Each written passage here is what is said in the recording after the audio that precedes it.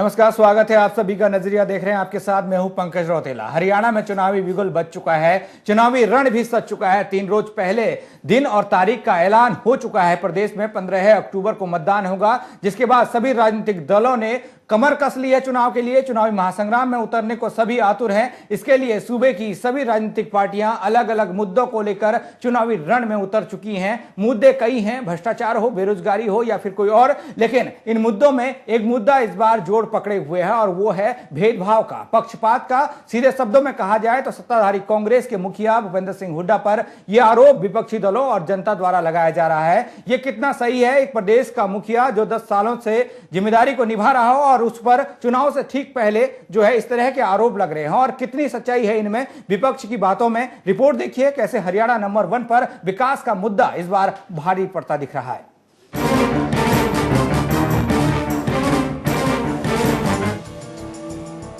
Number 1 Haryana बनाम भेदभाव का मुद्दा। नंबर 1 विरोधी विकास में भेदभाव का आरोप लगाकर सरकार को घेर रहे हैं। हुड्डा सरकार का बिना भेद काम कराने का दावा तो है ही।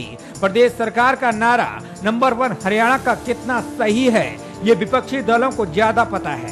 इसी के चलते विपक्ष विकास में भेदभाव के मुद्दे को जोर शोर से उठाता रहा है। विपक्ष का कहना है कि विकास कार्यों में सबसे ज्यादा पैसा रोहतक व झज्जर में खर्च हुआ। तीसरे नंबर पर सोनीपत जिला है। पंचकुला और पलवल ऐसे जिले हैं जिनमें विकास कार्यों पर सबसे कम पैसा खर्च किया गया है। हमने एमपी साहब को भी शिकायत करी, गांव में बुलाया, दिखाया, उन्होंने जवाब दिया भाई मैं पैसा दे सकता हूँ, मैं काम नहीं करा सकता। ठीक है, नहीं तो कोई मटेरियल जो भी लग रहा गांव में ठीक लग रहा, और ना है कोई मतलब विकास के नाम की तो कोई चीज गांव में है नहीं। यहाँ पे बेरोजगारी बहुत ज्यादा है। सारी हुड्डा सरकार में सारी नौकरियां वहाँ पर दे दी गई हैं। हुड्डा जी ने जो मध्यावधि चुनाव हुए थे उसमें दिया था भाई यहाँ को मैं इंद्री को पेरिस बना दूंगा। पेरिस छोड़िए, अपना यदि पेरिस देखना तो दरडाली सड़क पर जाओ, दर्द से अड्डे तक देख लो, जो पेरिस कहीं नहीं देखो। सारा पैसा रोहतक में लगा दिया। रोहतक गए हो कभी? गए कि नहीं? क्या सारा पैसा रोहतक में लगा दिया? वहीं सरकार के हरियाणा नंबर 1 पर कई बार कांग्रेस के कुनबे में ही आवाज उठती दिखी। भेदभाव का आरोप लगाकर कई पार्टी छोड़ गए तो कईयों को पार्टी मनाने में कामयाब रही। चाहे वो पार्टी छोड़ने वाले पूर्व राज्यसभा सदस्य चौधरी बीरेंद्र सिंह हो या फिर फरीदाबाद के पूर्व सांसद अवतार सिंह भडाना, इन सब ने सूबे के मुखिया पर एक ही आरोप लगाया, वो भेदभाव का आरोप था। आंखों में धूल झोंकी जाती है कि हरियाणा नंबर 1। मैंने कहा बिल्कुल नंबर 1। कांग्रेस के 9 सीटें थी हमारी, एक में लाके छोड़ दी हरियाणा नंबर 1 ने, और वो भी अपने बेटे की। और इनका एक अरे इस कांग्रेस का सत्यानाश करके, लेकिन आज कांग्रेस को बेच के भूपेंद्र सिंह हुड्डा की जेब में डाला हुआ है। ऐसी कांग्रेस हमें नहीं चाहिए जो अपने परिवारों का पोषण करे। ऐसी कांग्रेस हमें नहीं चाहिए जिसमें महात्मा गांधी और पंडित जवाहरलाल नेहरू और राजीव गांधी के सपनों का भारत ना हो। ऐसी कांग्रेस हमें नहीं चाहिए जिसमें इंदिरा गांधी का सेक्रीफाइस ना हो।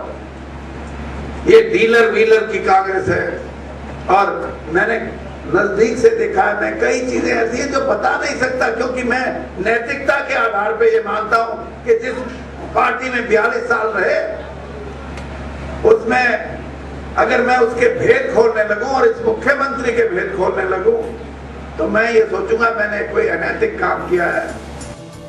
वहीं सिंचाई मंत्री कैप्टन अजय यादव समेत कई नेताओं ने विकास में भेदभाव के आरोप तो लगाए, लेकिन इन्हें मना लिया गया।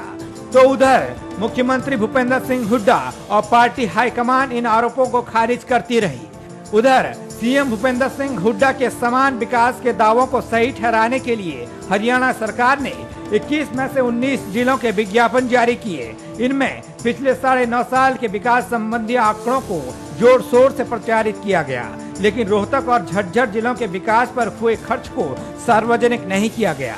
तो उधर मुख्यमंत्री भूपेंद्र सिंह हुड्डा विकास में भेदभाव के आरोपों को शुरू से ही नकारते रहे हैं। उनका कहना है कि उन्होंने पूरे प्रदेश में समान रूप से विकास करवाया है। बहरहाल प्रदेश में चुनावी बिगुल बज चुका है। राजनीति के सभी राजा अपने अपने सैनिकों के साथ अंधकोप से बाहर निकलने लगे हैं। लड़ने के लिए तमाम हथियारों को धार दी जा चुकी है। भ्रष्टाचार, बेरोजगारी, महिला सुरक्षा जैसे कई हथियार इस चुनावी रण में विरोधियों के हाथों में हैं। तो वहीं भेदभाव का मुद्दा इस बार विरोधियों का ब्रह्मास्त्र बनेगा। 15 अक्टूबर को सूबे के 1 करोड़ 6 लाख मतदाता अपने मत का इस्तेमाल करेंगे। तो वहीं 19 अक्टूबर को इस रण का परिणाम सबके सामने होगा। ब्यूरो रिपोर्ट, खबर फास्ट।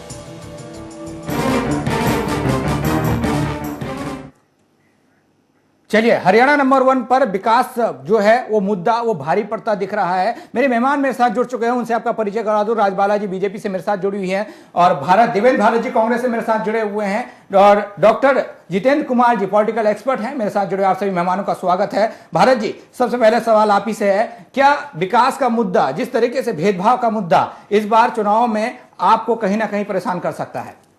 नहीं, विकास का मुद्दा तो हमें फायदा देगा। हमारा जो चुनाव है वो विकास पे ही।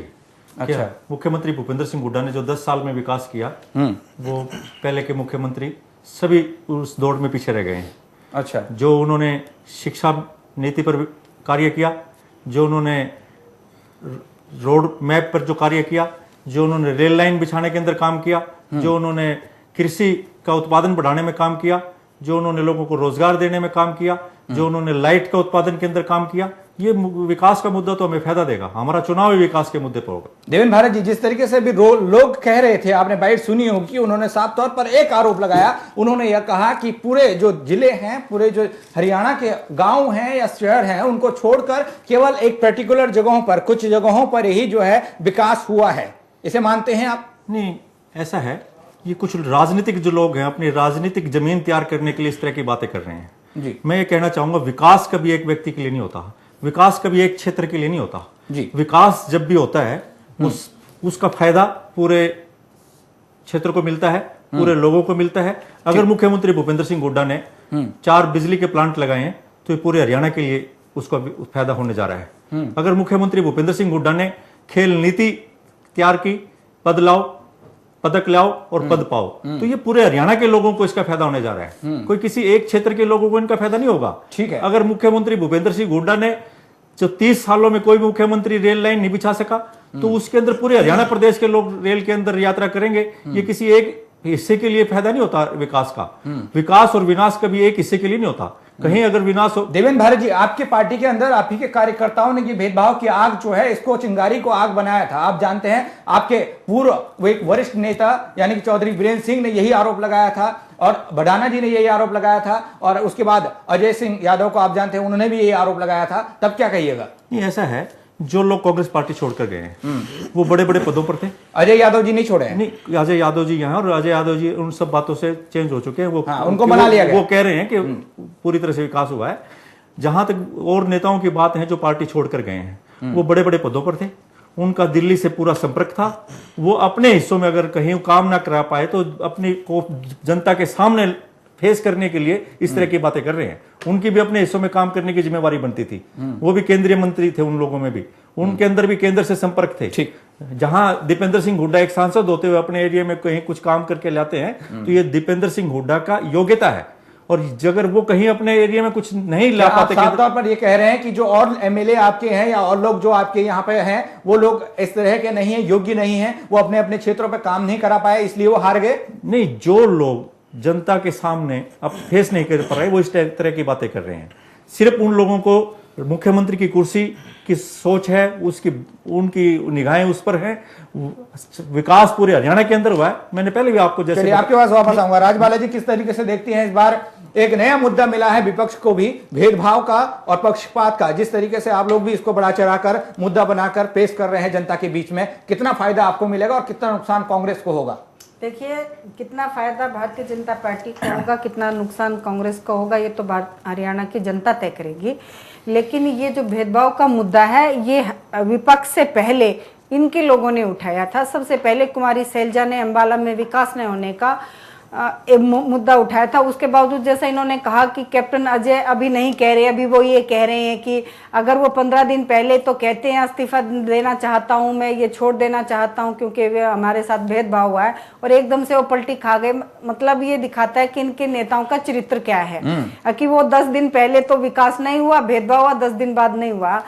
इनके जो नेता छोड़ करके आए हैं, इसका मतलब वो बहुत पुराने 40-40 साल से कांग्रेस के नेता थे, वो क्यों छोड़ करके आए? ये पूरी जनता के सामने स्पष्ट है ये मुद्दा कि उनके साथ भेदभाव हुआ।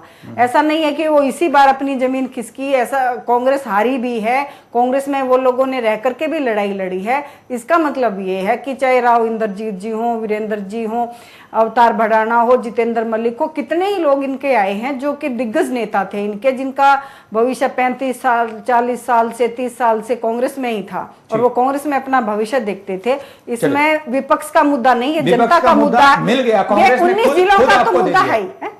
खुद कांग्रेस ने आपको यह मुद्दा दिया और आपने इसको पकड़ लिया, जैसे कि लोकसभा चुनाव में हुआ था। फिलहाल एक छोटे से ब्रेक के लिए राजवाला जी मेरे को यहाँ पर रुकना पड़ रहा है। जितेंद्र जी आपके पास आऊंगा ब्रेक के बाद, आपसे जानने की कोशिश करूंगा क्या वाकई में ये मुद्दा इस बार जो है किसी ना किसी पार्टी को फायदा पहुंचाएगा और किसी को नुकसान पहुंचाएगा, कितना सही है। ब्रेक के बाद